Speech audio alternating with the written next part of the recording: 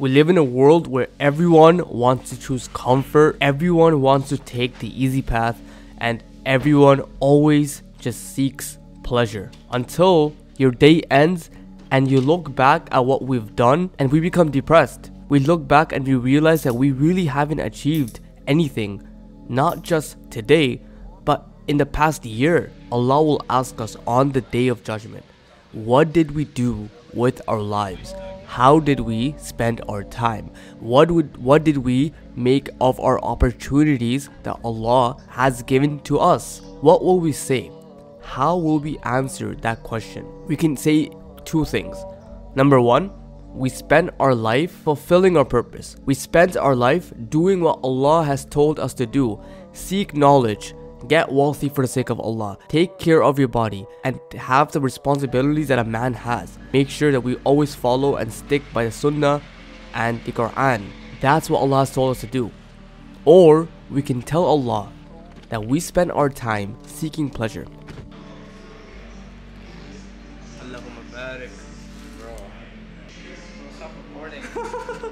Scrolling every single day, playing video games, movies, TV shows, just constant pleasure.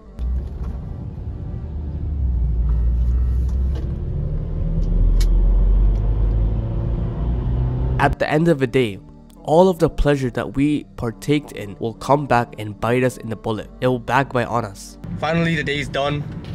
Yeah, like really, what did I do today? I didn't do much work. The entire day went, I couldn't do anything. And I did some schoolwork a little bit, but that's it. And that's one of the issues with having school, is that I really can't get anything done. Alright, I guess tomorrow I have to really grind. So yeah, see you tomorrow. And so it's very important for us to have an Islamic routine. It's very important to have this discipline for Allah, so that we could go to Allah on the Day of Judgment and say that we spent our time wisely. We spend our time in a way where you're pleased with us, O Allah. That is the goal.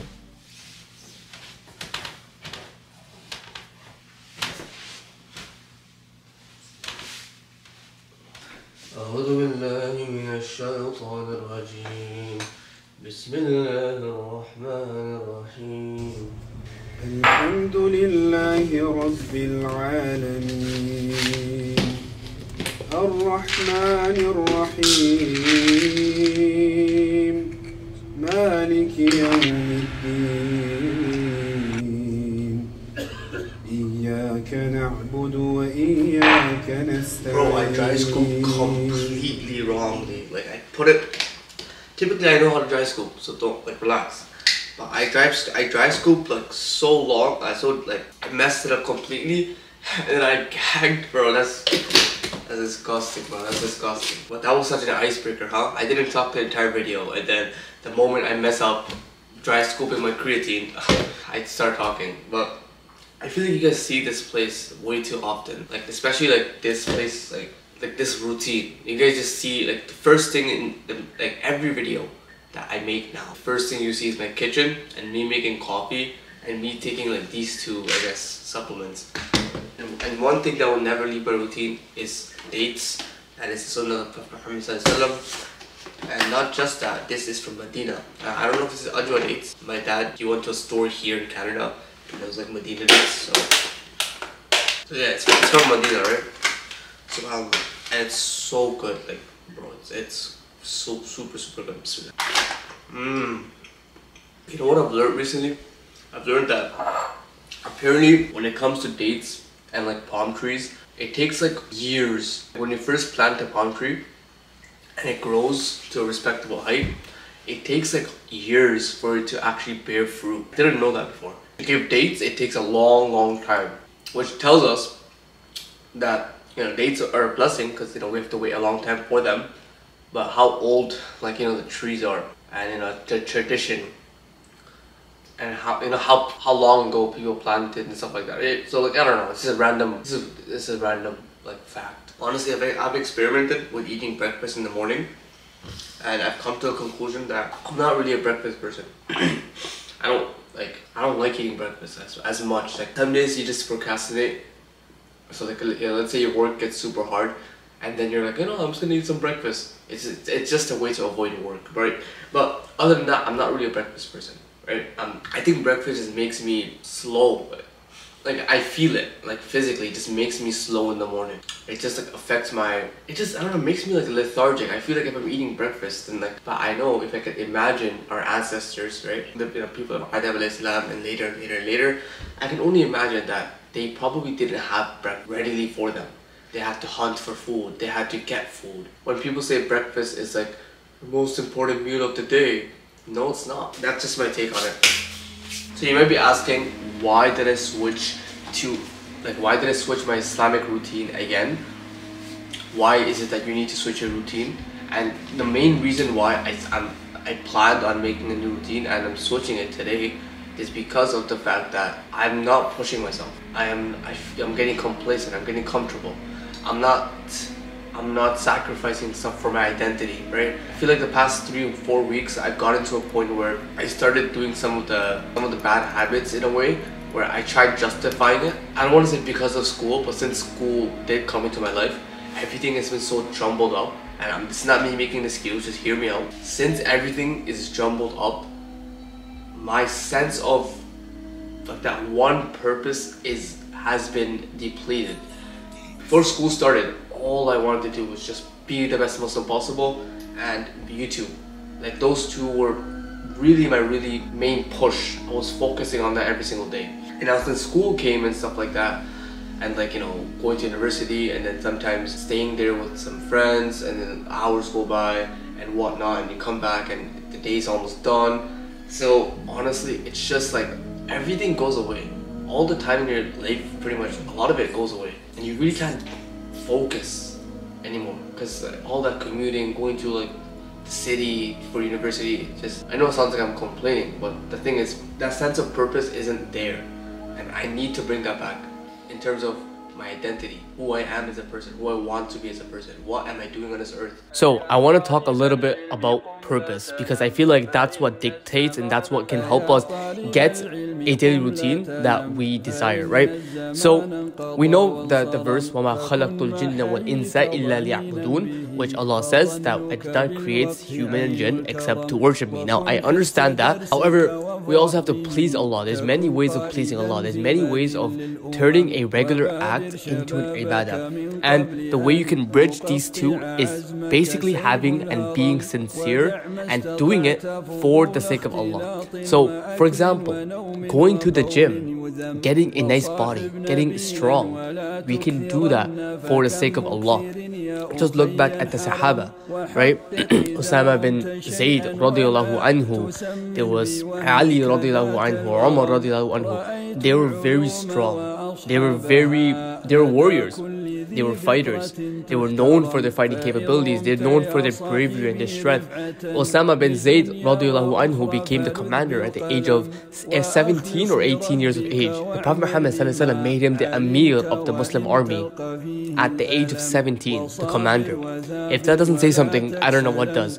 We have that blood inside of us. Me and you, the Muslims that are watching, we have that warrior blood already embedded in us. Allah has placed us and has put us into Islam. Allah has given us a privilege of being Muslim. Remember, this is a privilege. Being a Muslim is the most and the biggest privilege that we have in our lives, because Allah chose us and gave us a shot, gave us a chance of going into Jannah. There are so many kuffar out there. I live in Canada. If I go outside, majority of the people walking around are disbelievers. And if they don't revert to Islam, if Allah does not guide them, they are all going to the nar. They are all going to the hellfire for eternity. And so the fact that Allah chose me and you to be Muslims is the biggest thing. We have to be grateful to Allah for that, right? Which goes back to the point of وَمَا خَلَقْتُ الْجِنَّ وَالْإِنسَ إِلَّا لِيَعْبُدُونَ. We have to worship Allah and think of that and make that a privilege. Worshipping Allah is a privilege. I remember learning the Prophet Muhammad ﷺ, he used to pray all night, as we know. He used to pray for hours and hours and hours. And Aisha radiallahu anha once saw the foot of the Prophet Muhammad ﷺ. It was swelling. It was like, because he was standing for so long. He was praying salah for so long. Aisha radiallahu anha asked the Prophet Muhammad ﷺ, why do you do this? Or like something along those lines. I don't remember the full hadith, right? Like, why?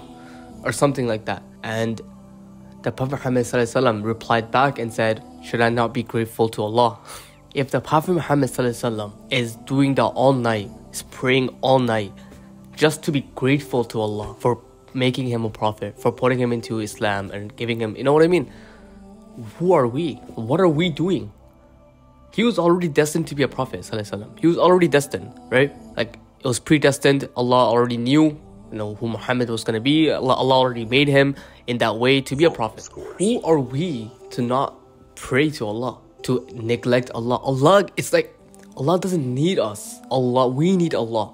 Okay? And I want to make a distinction here, because praying salah is a privilege that the great Allah, the one Allah, the power, the creator, the most powerful, the creator of everything that we see, He chose us to pray to Him. He could have made us pray to the idols, astaghfirullah. He could have chose us and pray to celebrities like the atheists do.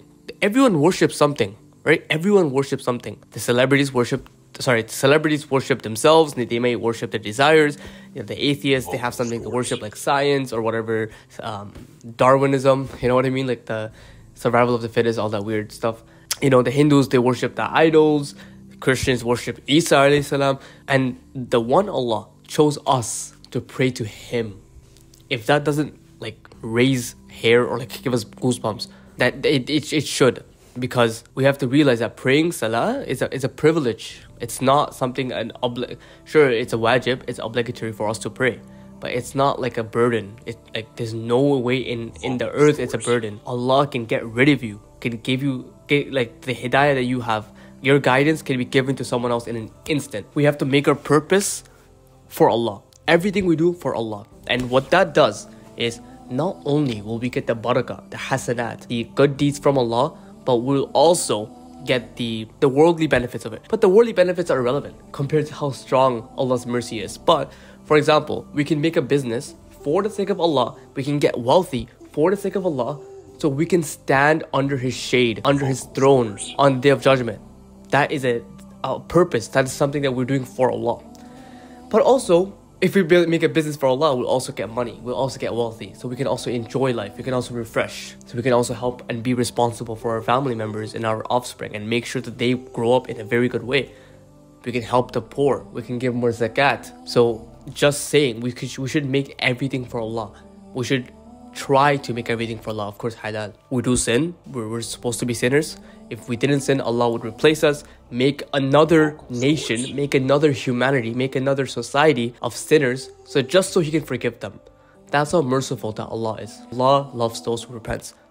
Going back to the daily routine, that's how we should be going. Our daily routine should be compromised of just doing everything for Allah. How can I maximize my time, my productivity for Allah? Which means, if you have a purpose of being strong, do it for Allah and make that part of your daily routine. If you have a purpose of getting wealthy or just being financially independent for Allah, set some time to work on that. If you have a purpose, and this is all of our purposes, to seek knowledge, set more time to seek knowledge. That's something I have to work on. Set more time to seek knowledge. Our day should be compromised of stuff for Allah. Okay?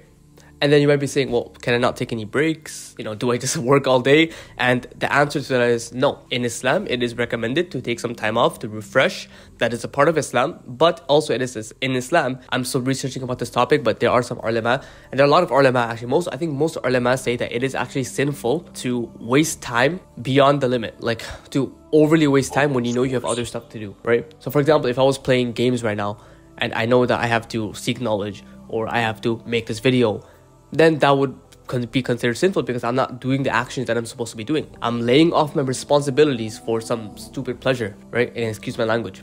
And so what I want to clarify here is that, yeah, we should have time to refresh. That's something part of Islam.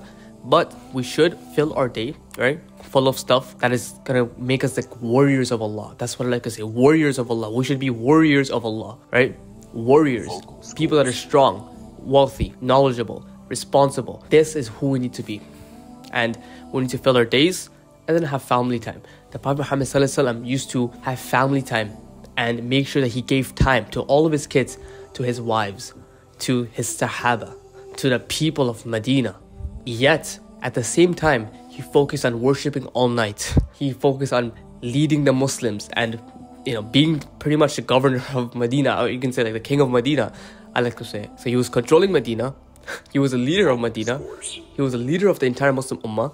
He was praying all night. He still gave time to his kids, his wives, his Sahaba. He still had time. Like this is what we need to be. We shouldn't be scrolling. We shouldn't be doing random stuff in the middle of the day. We have stuff to do. We have stuff to accomplish.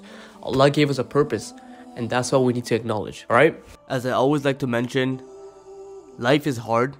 Allah created us in hardship, in constant struggle. So at the end of the day, we get to choose what kind of hard we want. We can either choose the pain of regret and the pain of failure, years and years of failing to do the work and years of procrastinating, or we can experience the pain of hard work but then experience the Jannah that comes after. At the end of the day, you get to choose what kind of hardship you want. With that being said, be a warrior of Allah, and Assalamu alaikum. I love you.